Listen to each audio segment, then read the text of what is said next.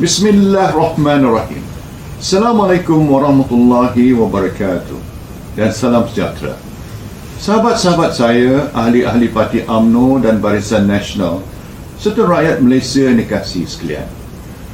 Alhamdulillah, sebagaimana yang saudara-saudari lihat sekarang ini, saya sihat macam biasa.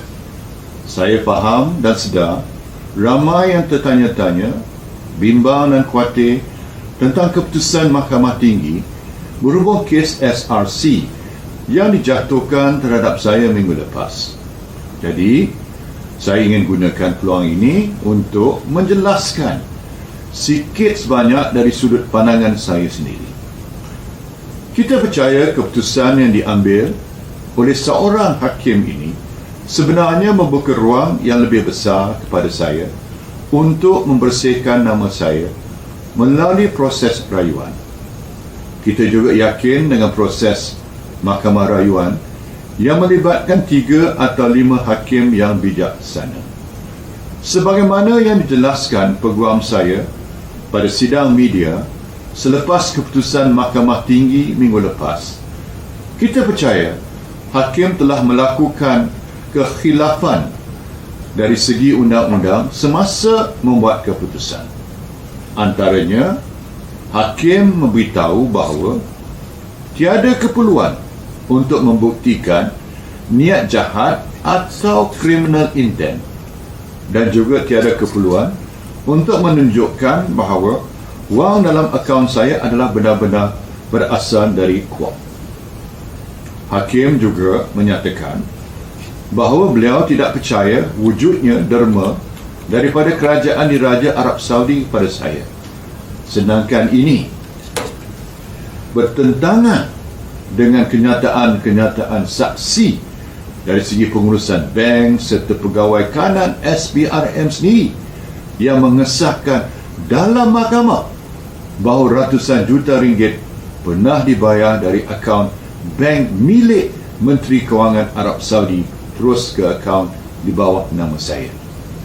Semasa menjatuhkan hukuman, hakim menjelaskan bahawa pihak pendakwa raya juga tidak pernah membuktikan wujudnya niat jenayah untuk menyalahgunakan wang bagi perbelanjaan peribadi apabila hakim menyebut bahawa lebih 99% daripada wang yang dibelanja dari akaun di bawah nama saya adalah untuk perbelanjaan CSR dan kegiatan politik.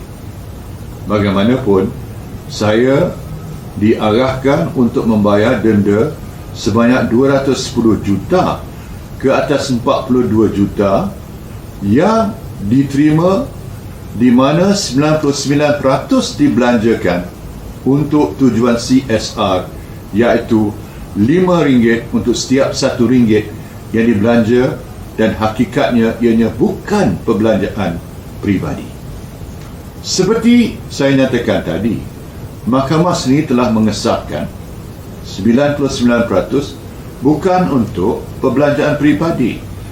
Misalnya, transaksi yang terlibat dalam kes SRC ini termasuk sumbangan saya sebanyak RM400,000 kepada rumah penyayang Tun Abdul Razak di Pekan untuk kegunaan harian menjaga anak-anak yatim dan kos persekolahan mereka.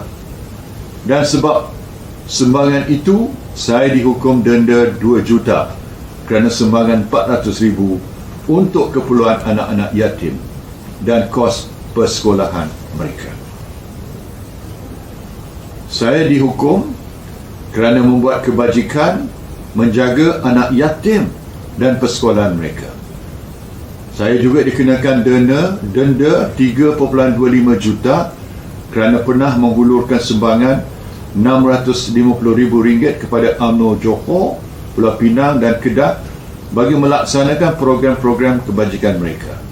Banyak lagi contoh-contoh perbelanjaan seperti ini yang bukannya untuk kepentingan peribadi ataupun untuk keselesaan hidup saya, tetapi untuk tujuan rakyat dan untuk parti.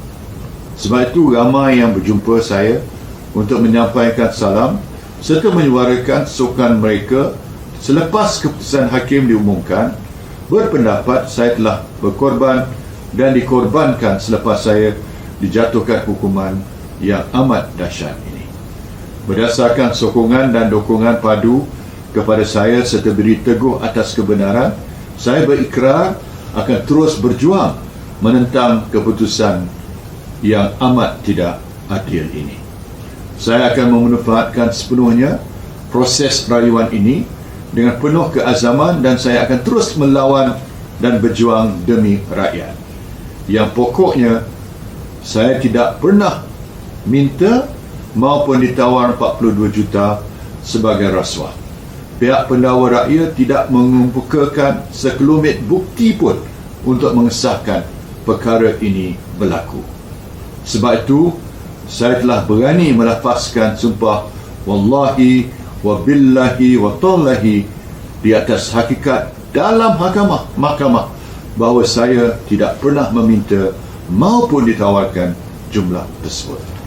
Saya berdoa semoga hakim-hakim di Mahkamah Rayuan akan menggunakan kebijaksanaan mereka apabila membuat keputusan nanti demi prinsip keadilan. Demikian sikit sebanyak penjelasan saya buat ketika ini. InsyaAllah jika diizinkannya, kita akan bersua lagi pada masa akan datang. Kepada Allah saya berdoa, memohon diberikan keadilan untuk saya. Sekian, wabillahi taufiq wal hidayah.